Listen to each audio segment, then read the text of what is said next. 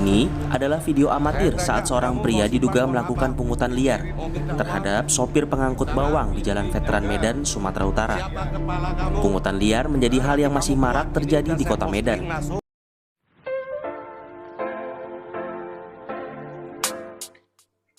Selamat datang di podcast kami. Saya Lana sebagai host di sini dan hari ini kita kedatangan tamu yang spesial. Ada Abi. Hai, halo. Lalu ada Tia.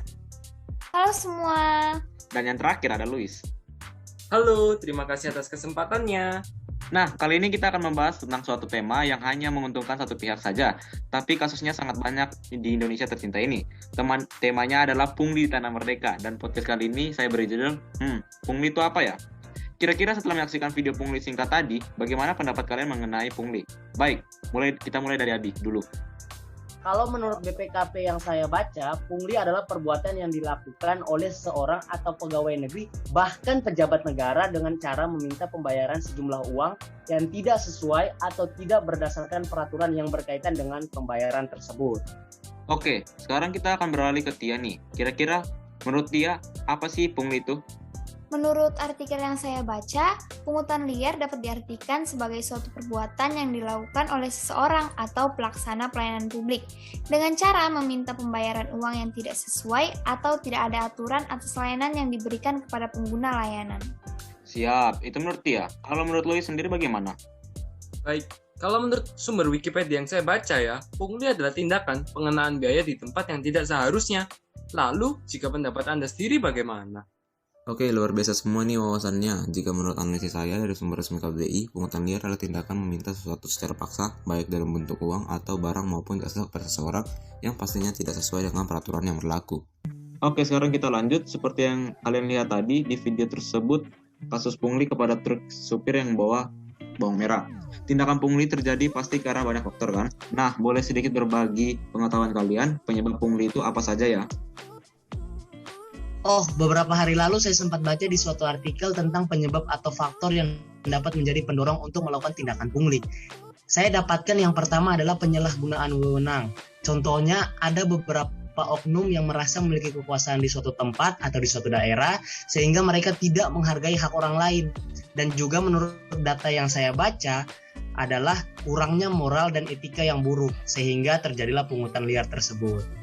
Baik, terima kasih Abi. Lalu, penyebab lain terjadinya pungli, apakah ada Tia tahu?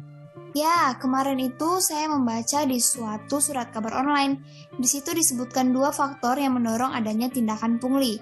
Sesuai yang saya baca, ternyata salah satu faktornya adalah kurangnya penghasilan, sehingga muncullah ide-ide yang mendorong mereka untuk menciptakan pekerjaan yang tidak perlu menggunakan usaha yang banyak, namun mendapatkan penghasilan yang besar, yang dikenal dengan sebutan pungutan liar, dengan tujuan untuk memenuhi kebutuhan hidupnya.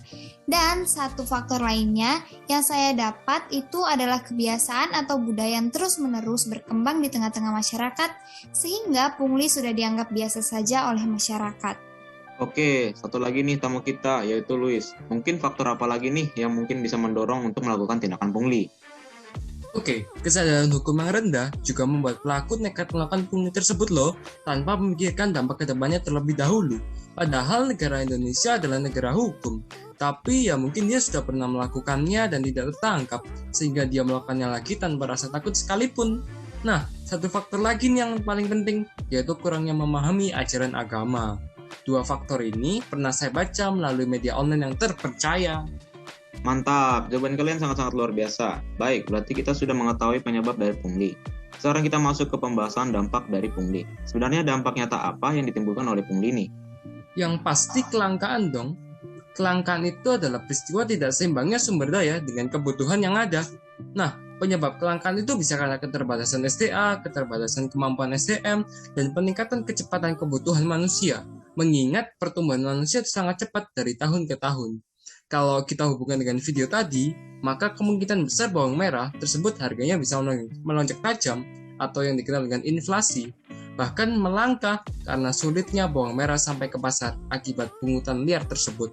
Oh ya, bagi yang tidak tahu, inflasi adalah suatu kejadian di mana suatu produk harganya meningkat tajam secara terus-menerus dan juga berpengaruh pada harga produk lainnya.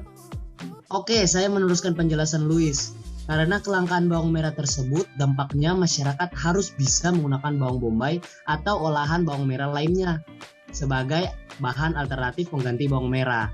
Nah, berarti itu sudah masuk ke dalam biaya peluang. Oleh karena itu, masyarakat harus pandai-pandai nih dalam mengatur skala prioritas, di mana kebutuhan dasar kehidupan yang harus diutamakan masyarakat. Namun, asal kamu tahu saja, Abi, ada juga nih akibat dari kelangkaan, seperti menyebabkan keterlambatan ekonomi warga dan meningkatkan kemiskinan di Indonesia. Parahnya lagi, pungli bisa sampai menghilangkan kepercayaan masyarakat kepada pemerintah loh, karena dianggap lalai menangani kasus pungli yang sudah menjadi tradisi ini.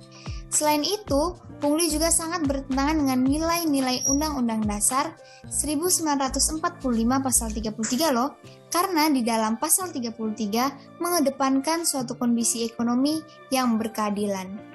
Baik, terima kasih atas sharingnya. Memang ya pungli ini tidak main-main. Oke, kalau kita mau bahas tentang dasar negara, pastinya pungli ini kontras ya dengan nilai-nilai Pancasila. Kira-kira apa sih yang kalian tahu tentang pandangan Pancasila terhadap kasus pungli? Saya setuju sekali dengan pendapat Anda. Pungli memang sangat kontras dengan nilai-nilai Pancasila. Contohnya dari sila pertama. Jika kita lihat dari sudut pandang sila pertama Pancasila ini, sudah jelas dong tidak ada agama yang boleh mengajarkan manusia untuk melakukan pungli. Karena pungli itu pemerasan yang pastinya juga bertentangan dengan ajaran-ajaran di agama apapun. Jika kita melakukan pungli, itu sama saja dengan melanggar perintah Tuhan yang Maha Esa. Dan menurut ajaran Kristen, pungli ini tidak sesuai dengan 10 perintah Allah loh, khususnya pada perintah Allah yang berbunyi jangan mencuri dan jangan mengingini milik sesama. Dan juga tindakan pungli bertentangan dengan sila keempat dan sila kelima Pancasila, karena makna sila keempat adalah bermusyawarah atau mengambil keputusan bersama. Dengan kita melakukan pungli, berarti sama saja kita mengambil keputusan sendiri tanpa memikirkan perasaan orang lain. Dan juga makna sila keempat tidak menaati peraturan, padahal peraturan itu disusun bersama supaya dilakukan bersama. Sedangkan dari sudut pandang sila kelima, sudah jelas pungli merupakan tindakan yang tidak adil, yang dapat berarti pungli mengambil hasil yang seharusnya dinikmati oleh seseorang yang berusaha untuk mendapatkan hasil tersebut. Juga, pungli merampas kesejahteraan rakyat Indonesia, khususnya kaum miskin, di segi ekonomi, di mana mereka berusaha untuk memenuhi kebutuhan hidupnya. Namun, ada saja oknum-oknum yang melakukan pungli yang membuat kaum tersebut tidak dapat memenuhi kebutuhan mendasar hidup mereka. Di sisi lain, kehidupan mereka merasa terancam juga, khususnya di pekerjaan mereka akibat pungli tersebut. Tapi kalian tahu tidak sih, ada yang lebih cocok loh, yaitu sila kedua dan ketiga. Karena pungli merupakan tindakan yang tidak beradab karena kurangnya moral, tidak menghargai hak serta kewajiban seseorang, bertentangan dengan nilai-nilai kemanusiaan dan mengambil kemerdekaan orang lain. Pungli juga tidak sesuai dengan sila ketiga, karena dengan adanya pungli berpotensi pada keretakan persatuan Indonesia. Pungli yang dibiarkan atau tidak ditindak secara tegas oleh pihak pemerintah malah menimbulkan keraguan rakyat terhadap ketegasan dan otoritas negara. Ini jelas berpotensi melahirkan kelompok-kelompok separatis yang ingin memisahkan diri dari NKRI dengan alasan ketidakadilan di bidang perekonomian. Wow, sepertinya kalian sangat bersemangat sekali membahas hal ini. Oke, kita kan sudah membahas penyebab, dampak, bahkan pandangan Pancasila terhadap pungli ini. Nah, sebagai generasi penerus bangsa, kita perlu menyelesaikan permasalahan pungli di negara ini. Supaya Pancasila tetap menjadi fondasi dasar bagi kehidupan berbangsa kita, kira-kira kalian nih bisa sharing kah? Bagaimana solusi terbaik untuk menghilangkan pungli ini dari kehidupan manusia, khususnya di Indonesia? Solusi yang saya tahu untuk mengurangi pungli salah satunya adalah dengan memperbanyak lowongan pekerjaan, sehingga para pungli bisa mendapat pekerjaan yang sepantasnya. Dengan begitu, mereka enggan melakukan pungli kembali. Namun, jika memang lapangan pekerjaan sangat sempit, terpaksa pemerintah harus turun ke lapangan untuk menginvestigasi kerja oknum-oknum di lapangan yang dicurigai melakukan pungli tersebut.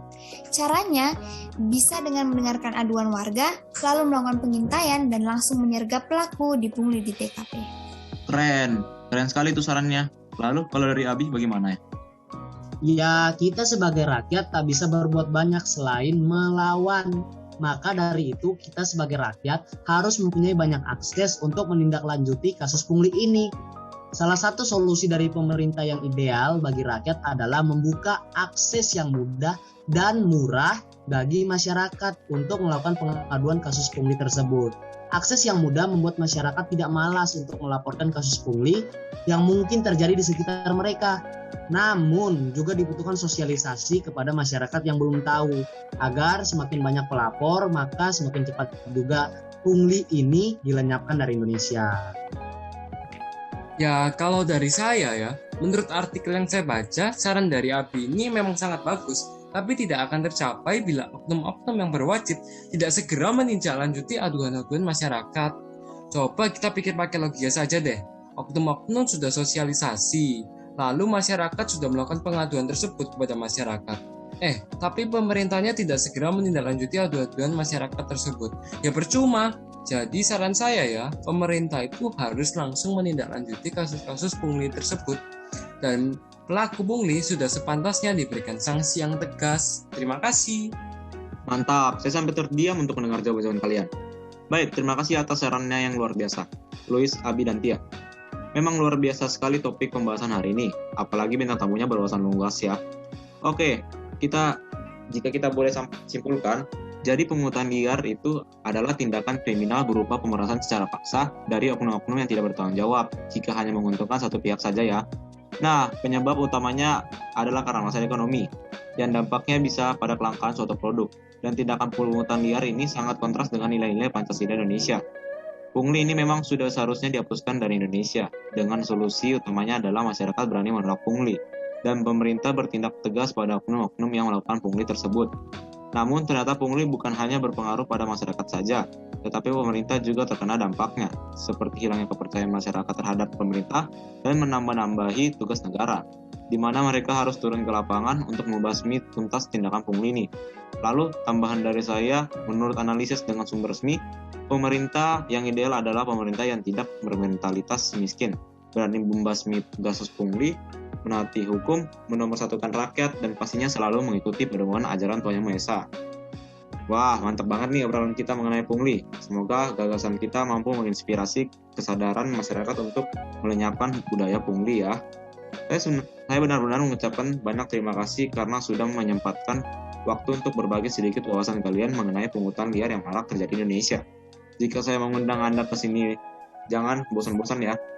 Dan bagi penonton setiap podcast Salana, saya mengucapkan permohonan maaf untuk kata-kata yang kurang berkenan di hati Anda. Selamat siang dan terima kasih. Selamat siang dan terima kasih juga. Siang, sampai jumpa kembali. Siap, terima kasih semua.